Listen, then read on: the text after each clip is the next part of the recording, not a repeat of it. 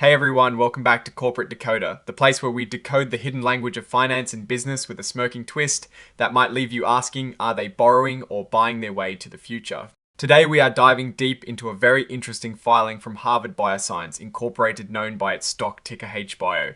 They have some big news about their financing and a key leadership change. Let us break down what this actually means for the company and its investors without getting lost in the corporate jargon. So what is the big story here? Well, Harvard Bioscience Incorporated has just inked a major deal, a loan and security agreement involving a hefty sum of money. This is not just pocket change, folks. They have secured not one, not two, but three separate term loans. There is a Term A loan for $10.0 million, a Term B loan for $22.5 million, and a Term C loan for $7.5 million. That adds up to a cool $40 million in new loans. This is a significant financial move, and it is meant to do a few crucial things. First off, this new money is being used to pay off their old debts. Think of it like consolidating your credit card bills into a new loan that might have better terms or is just a fresh start. They are clearing the slate with Citizens Bank Incorporated and moving on to this new arrangement with Broderick Income Fund Incorporated as the main player. Besides clearing old debts, this new funding is also earmarked for transaction fees and expenses, and importantly for working capital and general corporate purposes. That last part, working capital, is key. It means they have money available for day-to-day operations and unexpected needs. Now let us talk about the really interesting part, the Term C loan. This is not your average loan. It is a senior secured convertible term loan. What does convertible mean? It means this $7.5 million loan can actually be turned into shares of the company's stock. The conversion price is set at $1.00 per S-share starting in January of 2026. This conversion can happen if the lenders choose to convert it, or automatically if the stock price hits $1.50 for 30 consecutive trading days. This is a big deal because it means the lenders are betting on the company's stock price going up. If the stock goes up, they can convert their debt into equity and potentially make a lot more than just getting their money back in cash. They also mentioned that the company cannot prepay this loan easily, which signals the lender's intent to potentially profit from the equity conversion rather than just getting their money back early. And what about the cost of all this borrowing? Well, the interest rates are quite substantial. They are looking at an interest rate that is the greater of 12.80% initially, then dropping to 12.50%, or the prime rate plus 5.25%. For context, the prime rate is usually around 5 to 6% right now.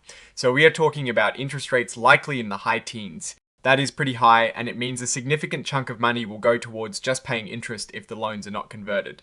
There are also prepayment penalties that vary depending on when the loans are paid back, adding another layer of cost. Plus, there is an exit fee of 10%, some of which can be waived if the Term C loans convert to stock. As if that was not enough, in addition to the loans, the company also issued warrants to buy 2 million shares of their common stock to the lenders and their participants. These warrants are exercisable at $0.50 per S-share and have a 7-year term.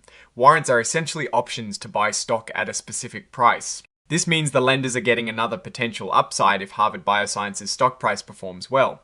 They are structuring this deal to benefit significantly from an increase in the company's market value. This deal also comes with a significant governance change. The administrative agent for the loan Broderick Income Fund Incorporated gets the right to nominate one member to Harvard Bioscience's board of directors. And guess what? They have already done just that, Mr. William A. Snyder, a partner at Broderick, has been appointed to the board and its compensation committee.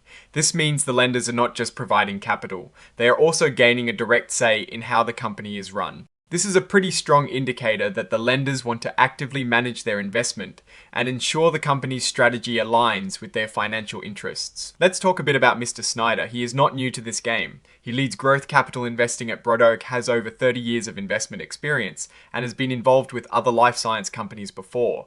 He has a solid background in finance and venture capital. He will receive standard director compensation, including restricted stock units and an annual cash retainer. This appointment makes it clear that the lenders are very hands-on with this investment. And what happens to the old agreement? Well, as of the 17th of December 2025, the company's previous credit facility with Citizens Bank Incorporated has been terminated. This marks a clean break from their old financial arrangements and a pivot towards this new and potentially more complex debt structure.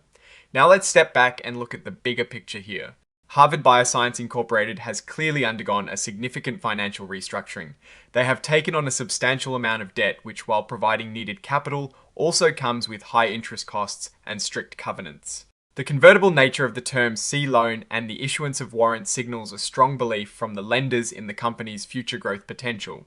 However, it also means that if the company does not perform as expected, or if its stock price falters, these lenders could end up owning a significant portion of the company through conversion or warrant exercise. The appointment of Mr. Snyder to the board also suggests a close oversight from the lenders. This could be a positive for execution and financial discipline, but it also reduces the company's independence.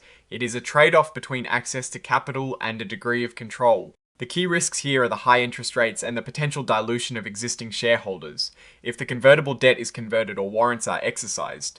The company needs to generate enough revenue and profits to service this debt, and ideally grow its stock price to make these convertible features less punitive for current shareholders.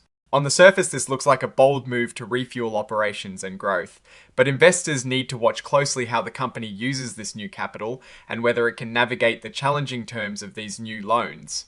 The potential for significant equity dilution is a real concern for current shareholders.